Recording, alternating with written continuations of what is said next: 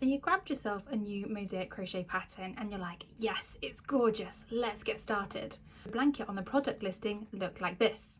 However, the graph they've given you looks like this, and the written instructions look like this. And you're like, how is that gonna end up like the blanket that I just bought? Well, I'm here to tell you.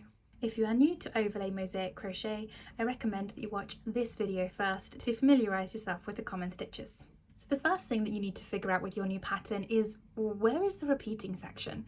Because yes, a lot of blankets involve repeating one section to make them the size that you're after. Now, as you can see on the graph here, you've got a load of letters down one side, so that's the bit that comes before the repeat. You have some pluses and a bit more on the other side, and that's the bit that comes after the repeat. The repeating section is the bit that lies between the red lines. So that's the bit that you're going to do over and over and over. And if you're looking at something like this, so the written instructions instead, there'll be something to indicate the repeating section to you. Might be round brackets, they might be square brackets, they might use asterisks.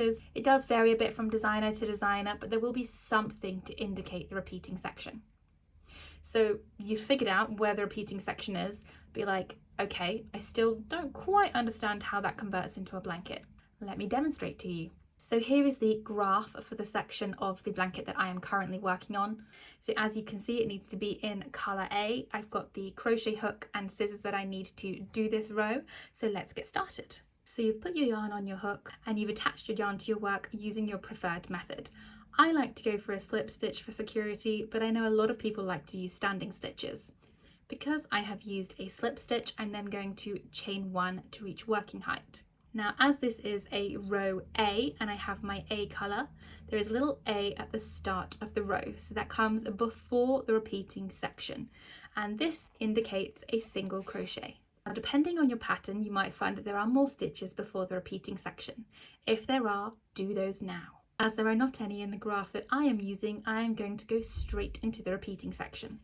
So as you can see, that is 2 front loop only double crochets, 3 back loop only single crochets,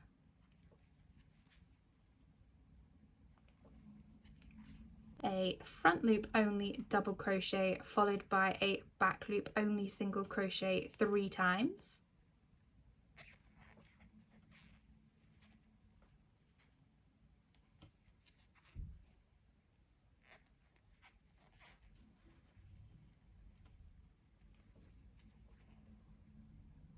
a front loop only double crochet, 3 back loop only single crochets,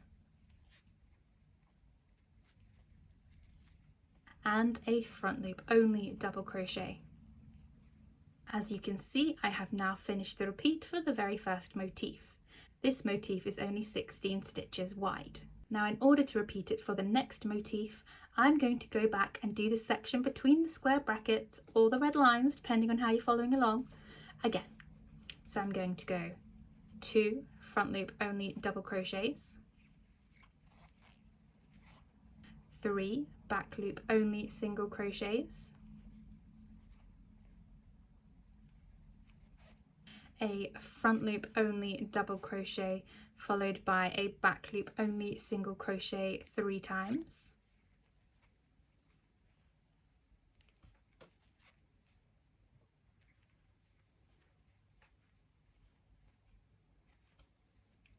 a front loop only double crochet, 3 back loop only single crochets, and a front loop only double crochet. As you can see, I have quite a few more repeats in this blanket, so I will meet you at the end of the row once I have finished all of my repeats. So as you can see, I have now completed the repeat across every motif in my blanket, and I have now reached the end of my row. Now, as per the chart and the written instructions, I have 2 stitches left. In this particular case, the first one is to even out the design and the last one is to end the row. Again, there might be more than 2 stitches on your graph or written instructions depending on the pattern. So in this case, I'm going to finish with a front loop only double crochet and a single crochet. then going to cut my yarn because I have reached the end of the row. You're now going to repeat this idea for every single row. So keep repeating that repeating section across your project, be it a wide blanket like this or something narrower, until you reach the end. Don't forget those stitches at the start and the end of the row.